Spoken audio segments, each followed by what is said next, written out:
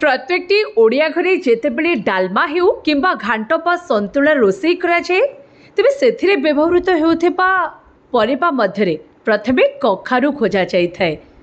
तेबे आमे समस्ते जानिछे कखारु आम देह पाए अत्यंत स्वास्थ्यकर होइथाए।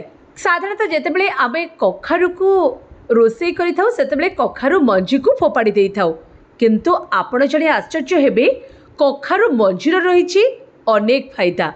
हाँ दर्शक बंधु, साधारणतः कखारु मंजी हेउछि एक पुष्टिकर शक्ति जो बहु परिमाणर विटामिन एवं मिनरल्स रही है।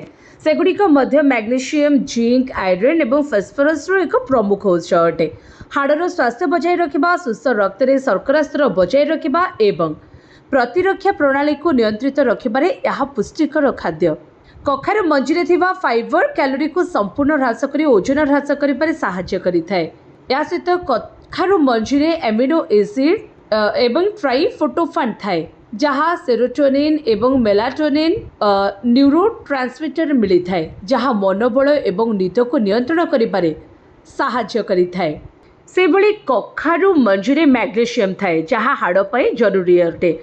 आपण जेते अधिक मैग्नेशियम नियंती आपणक हाड़ शक्तिशाली हबो। सेभली कखारु मंजी सुखी जाई पानी रे मिसाई मूत्रनली संक्रमण को मध्य ह्रास करा जाई पारे। सेभली कखारु मंजीर बाहर होता तेलरू मध्य अधिक व्यवहार करने द्वारा उच्च रक्तचाप को नियंत्रण करिबारे यह सहायता करिथाए। आ कखारु मंजी खाई कोष्ठकाठिन्य भल हो जाए। कखारु मंजी खाइबा द्वारा खाद्य संपूर्ण हजम होता है एवं कोष्ठकाठिन्य केबे मध्य समस्या होई न थाए। सेही भली किडनी जनित समस्या थिले कखारु मंजी भारी लाभदायक अटे। आउ अधिक जदि आपण चिंतारे रहउचंती बा आपणकर निद्राहीनता समस्या रहउची तेबे प्रत्येक दिन खाद्य रे कखारु मंजी निश्चित भाव में सामिल करंतु।